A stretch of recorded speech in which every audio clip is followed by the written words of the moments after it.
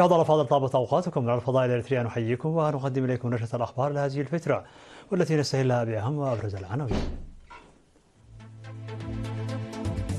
فخامة الرئيس ياسر أفورقي يستقبل مبعوث الصين للخروج من الغنى الأفريقي. انعقاد منتدى لتفعيل مشاركة المرأة الشابة في الزراعة بإقليم عنسبة. إدارة إقليم شمال البحر الأحمر تبحث برامج التنمية.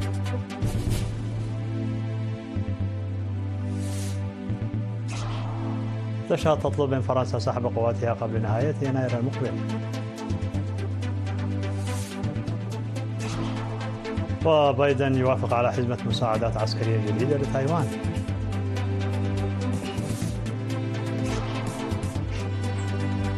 مقتل 16 جنديا بهجوم لمسلحين في باكستان.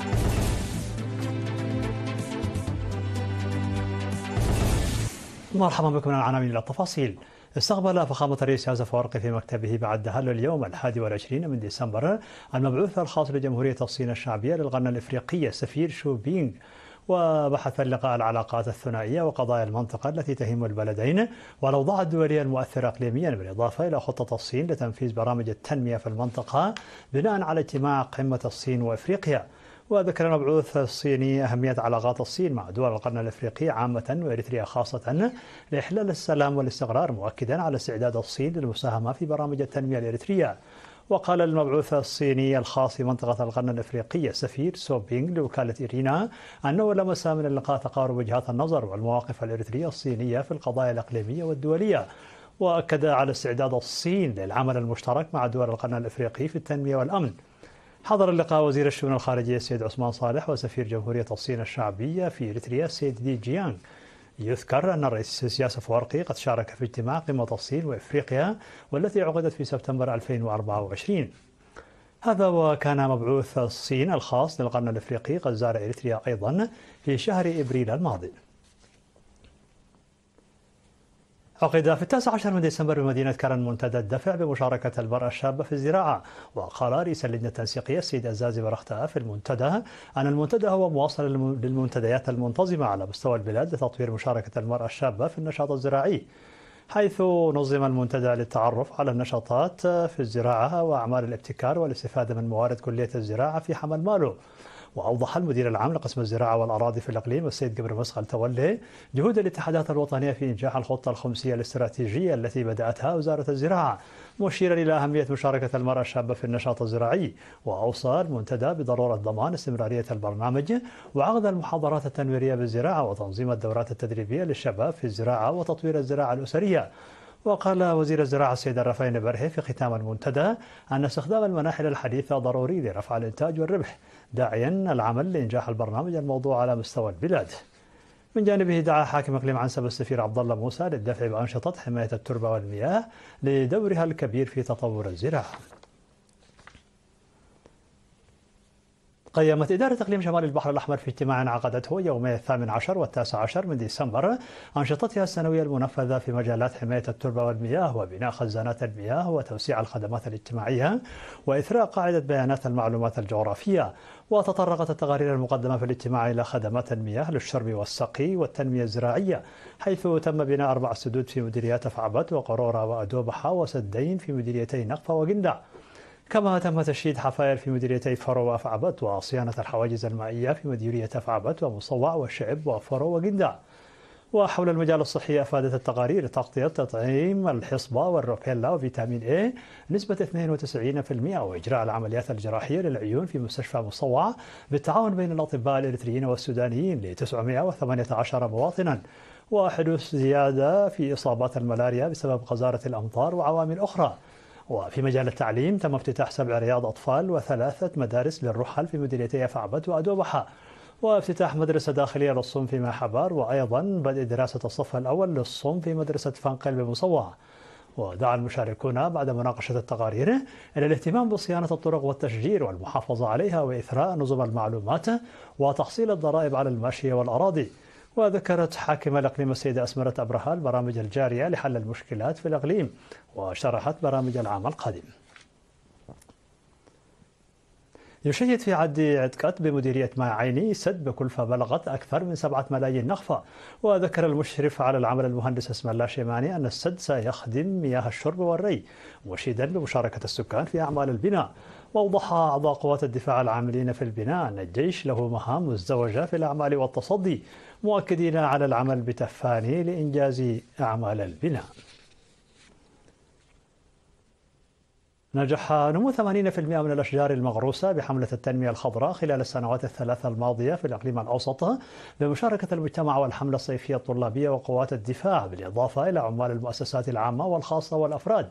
وذكر ممثل سلطة الغابات والحياة البرية السيد إبراهيم تخلو لوكالة رينا أن عملية التشجير الناجحة جرت من عام 2021 في المنطقة الممتدة من بلزة إلى المنحدرات الشرقية، ومن عد نفاس إلى ماي دمنت وقلعي، وفي منطقة بادرهو ومدرزاول. وأشار إلى أن الأشجار المزروعة تشمل الأشجار المستوطنة وغير المستوطنة. ووجه الشكر للمؤسسات والفرق العسكرية والاتحادات والشركات والمديريات المشاركة في حملة التشجير. وأوضح تمهيد مساحة 640 هكتارا في عام 2024 على مستوى الإقليم لأنشطة التشجير. قيم فرع الاتحاد الوطني للشباب والطلبة في إقليم جنوب البحر الأحمر أنشطته السنوية في اجتماع عقده يوم 19 من ديسمبر في مدينة عصب.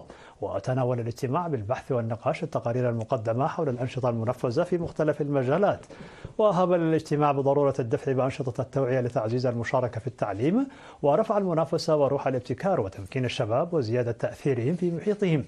وأشاد رئيس الفرع السيد عثمان عبد القادر بدور ومساهمة الشركاء في إنجاح البرامج الشبابية. وحث حاكم إقليم جنوب البحر الأحمر السفير محمد سعيد منتاي في الختام إلى العمل لضمان مساهمة الشباب في تطور مؤسساتهم ومجتمعهم، مؤكدا على تقديم كل الدعم اللازم لإنجاح برامج الشباب. استشهد في 20 من ديسمبر معاق حرب التحرير المناضل تخسك برام سبحته عن عمر ناهز 71 عاما جراء مرض ألم به. التحق المناضل تخسي بصفوف قوات التحرير الشعبية في شهر مارس عام 1975، ونتيجة للإصابة التي تعرض لها في الظهر بمعركة وقعت في شهر مايو 1976 خضع للرعاية بداية في الميدان وبثم مدينة بورسودان، وبعد التحرير في معسكر دندن.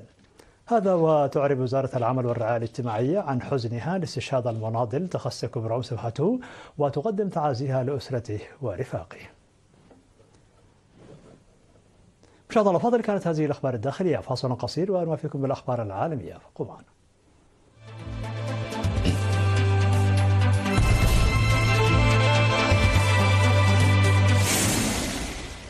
مرحبا بكم على الصيد العالمي. طلبت السلطات في دولة تشاد من القوات الفرنسية المتمركزة في أراضيها الانسحاب قبل نهاية يناير المقبل، وهو طلب يرى الفرنسيون أنه غير واقعي بسبب صعوبة سحب 1000 جندي في 7 أسابيع فقط.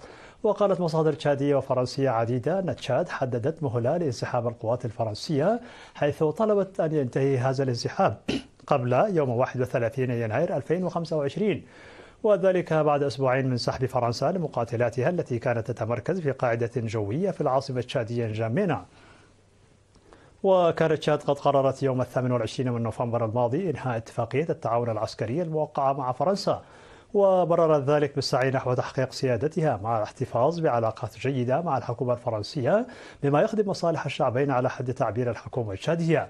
ورغم أن الفرنسيين تقبلوا إنهاء اتفاقية التعاون العسكري، فإن خلافا بين الطرفين بدأ يظهر حول المهلة الزمنية الكافية لهذا الانسحاب.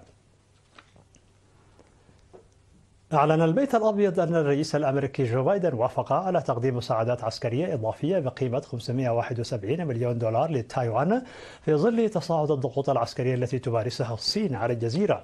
وجاءت هذه الخطوة بعد موافقة سابقة في سبتمبر الماضي على حزمة مساعدات بقيمة 567 مليون دولار.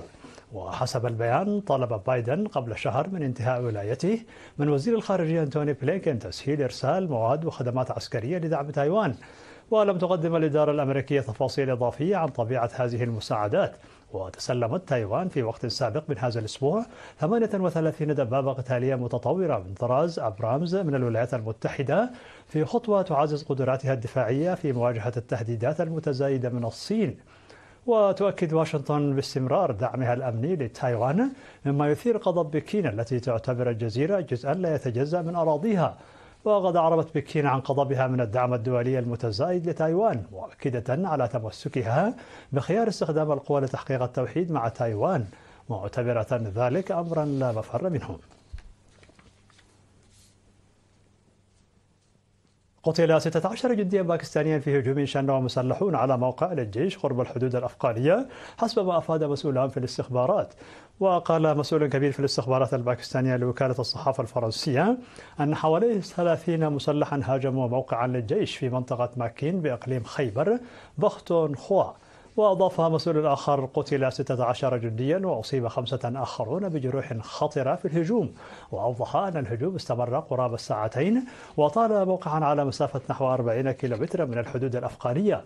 وأشار إلى أن المهاجمين أحرقوا وثائق وأجهزة اتصال وتجهيزات أخرى. وتبنت حركة طالبان الباكستانية الهجوم الذي يأتي ردا على استشهاد قادة كبار.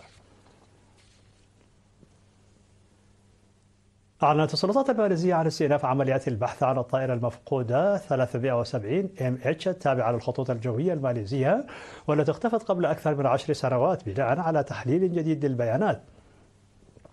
وتأتي العمليات الجديدة ضمن إطار محاولة حل واحدة من أكبر أنقاذ الطيران في التاريخ الحديث، بعد أن فشلت الجهود السابقة التي شاركت فيها قوات استرالية وماليزية وصينية في العثور على أي دليل ملموس عن مكان الطائرة.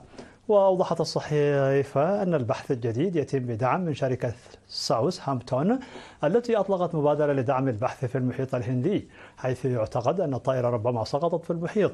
وتشمل العمليات استخدام تقنيات حديثة وتحليل بيانات الأقمار الاصطناعية لتحديد مناطق البحث بشكل أدق. هذه الخطوة تأتي وسط ضغوط مستمرة من عائلات الضحايا والمنظمات المعنية التي تطالب بالحصول على إجابات حول مصير الطائرة. في نهاية نشر لكم تذكير بأبرز ما جاء فيها من عناوين. فخامة الرئيس الأفريقي يستقبل مبعوث الصين للقرن الأفريقي. انعقاد منتدى لتفعيل مشاركة المرأة الشابة في الزراعة بإقليم عنسبة. إدارة إقليم شمال البحر الأحمر تبحث برامج التنمية.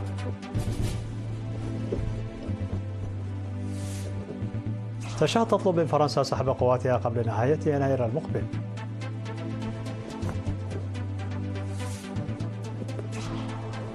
وبايدن يوافق على حزمة مساعدات عسكرية جديدة لتايوان.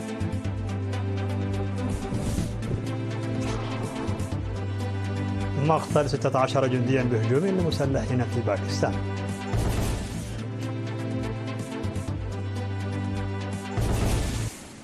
مشاهدينا الأفاضل، بهذا نكون قد وصلنا بكم إلى نهاية النشرة. شكرا على حسن المتابعة، دمتم بألف خير.